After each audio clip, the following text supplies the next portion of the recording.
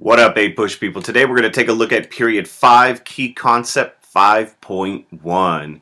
And the key idea for this concept 5.1 is the idea of manifest destiny, and the movement west will have a variety of economic, political, and social consequences.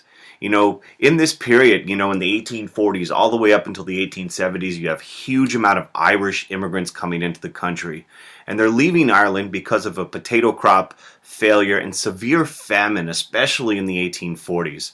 They're largely going to settle in cities like New York and Boston, and they're going to be working in unskilled laborer type jobs. And as a result of this, there's going to be a tremendous amount of competition with African Americans, which is going to lead to racial tensions in northern cities. Politically, the Irish are going to be very important because they are going to largely support the Democratic Party. In fact, by the 1870s and 1880s, the political machine Tammany Hall in New York is going to be heavily influenced by Irish voters. The second biggest group of immigrants coming into the United States during this time period are the Germans, and they're a very diverse group of people. Germany is not a unified nation yet by this time. There's a mix of German immigrants coming in, a mix of religions, Protestants, Catholics, Jews. They're coming from a variety of social classes, lower, middle income, and wealthy, different occupations. And unlike the Irish, the Germans are going to largely settle in the Old Northwest and in the frontier on homesteads. And they're going to develop these very tight-knit German communities.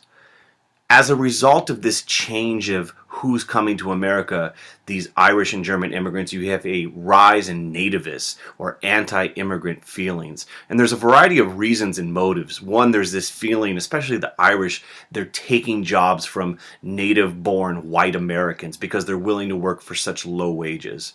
There's also this concern that they're going to somehow outvote or take over American politics, as you see that being expressed in the political cartoon. There's this belief that they're going to ruin American Anglo-Saxon culture with their inferior racial makeup. And of course, especially for the Irish, there's a huge concern because many of them are Catholics. And there's this fear that somehow they're going to ruin this idea of a Protestant, white Anglo-Saxon America. There's going to be political groups that are going to form the Order of the Star-Spangled Banner, later on forming a political group called the Know Nothing Party. They're a group of American nativists, and they're going to advocate for restrictions on immigration throughout this period. And an important concept to keep in mind, though, is America was becoming more and more ethnically and racially diverse. New people are coming in to America.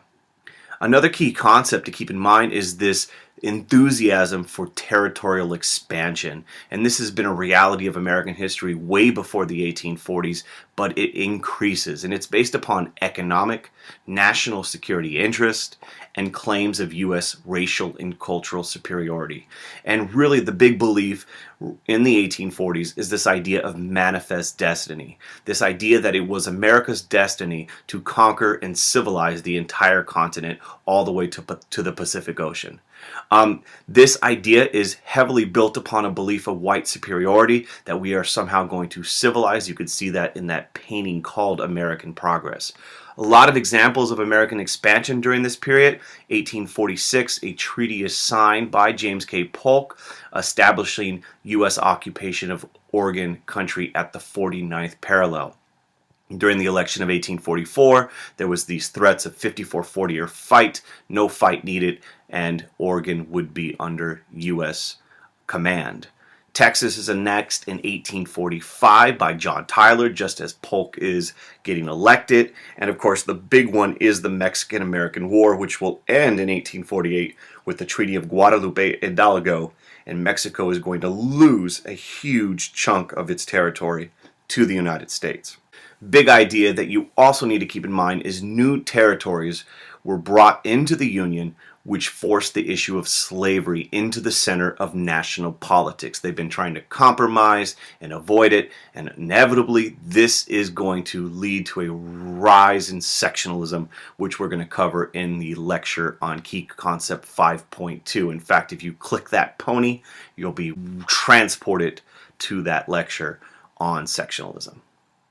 Now, the other part of this kind of period is this idea of Western expansion. And you can see on this map that expansion is taking place over time in the 1850s, 60s, 70s, and so on. We've already seen this. For example, the Mormons were seeking religious refuge from intolerance towards their faith. In 1847, they settled in Utah territory. In 1848, there's the California Gold Rush, which brings a ton of people into the area, and you get the rise of calls for California to enter into the Union as a free state.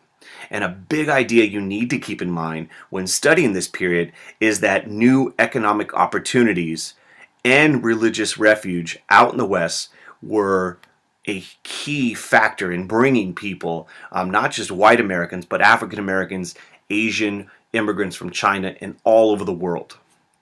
Another important idea is this idea of the federal government actively promoting economic development and the movement west. There's this idea that a lot of people have that, these cowboys got on these stagecoaches and headed west, this rugged individualism. And this is not entirely true.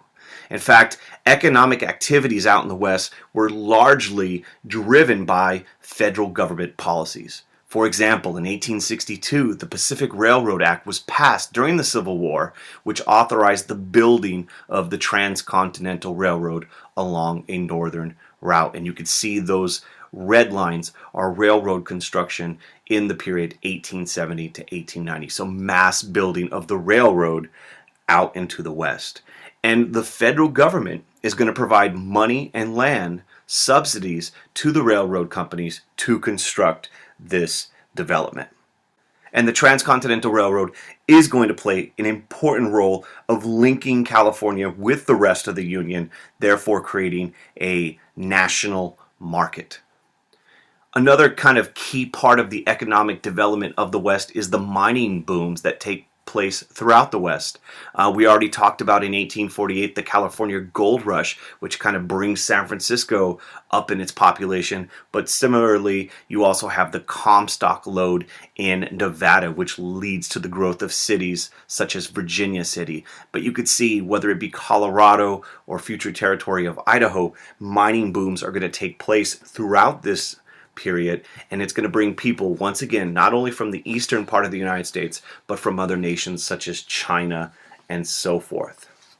Another key part of the economic growth of the West is the movement of people to the Trans-Mississippi West to start farms. When you say the Trans-Mississippi West, we're talking about west of the Mississippi all the way to the West Coast.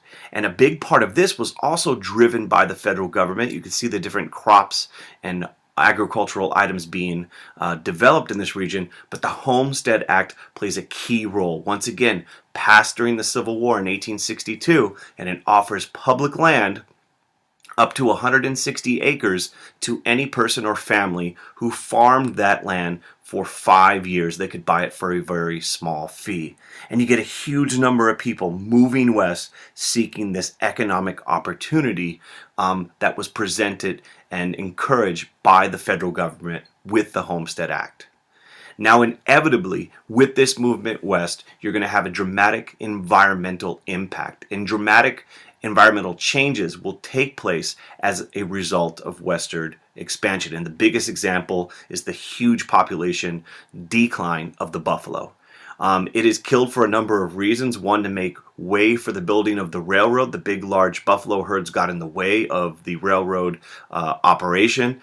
To undermine Native American resistance. If you kill an important part of the Native American society and culture, the buffalo, it's going to hurt the Native Americans' ability to resist white expansion. And of course, there's this huge demand for buffalo hide out in the eastern markets. And those two images, the one at the top shows you that drastic decline, and the one at the bottom shows buffalo skulls having been slaughtered.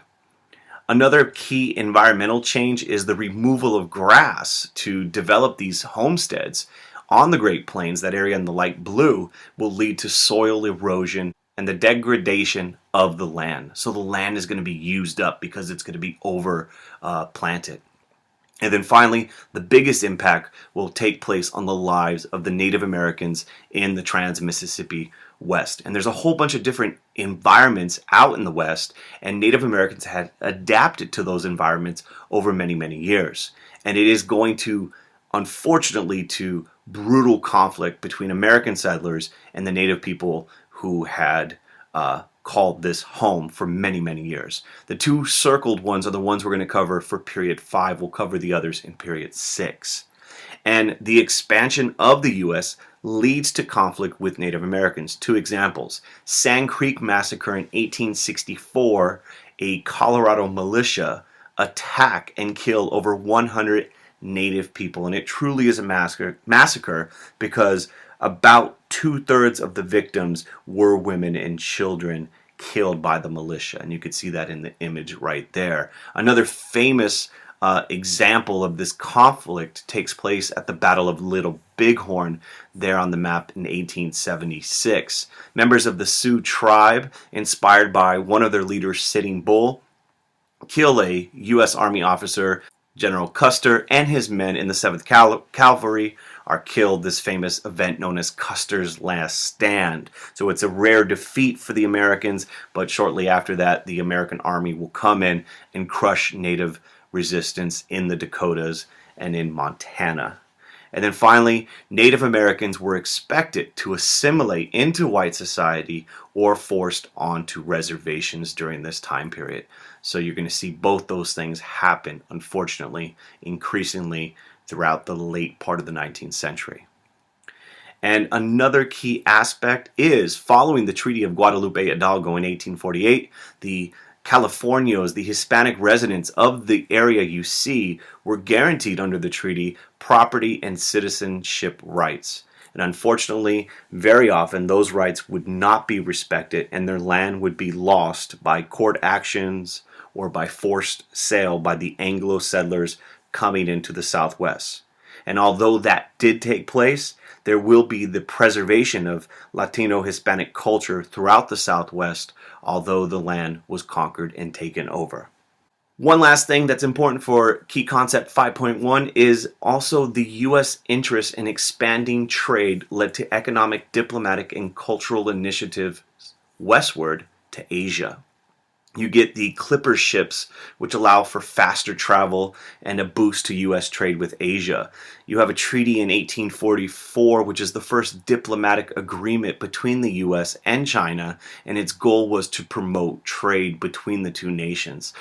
And as a result, many missionaries, Christian missionaries from the United States, are going to China trying to spread Christianity.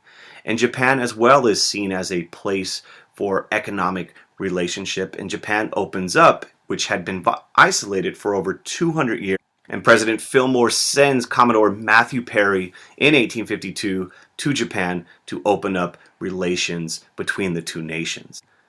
Thanks for checking out Key Concept 5.1 Explained. If you haven't done so, subscribe to Joe's Productions. Tell all the homies and homegirls out in the world to check out these videos to help them with APUSH. If you liked the video, click like. If you didn't like it, click like. And as always, thanks for watching. Peace.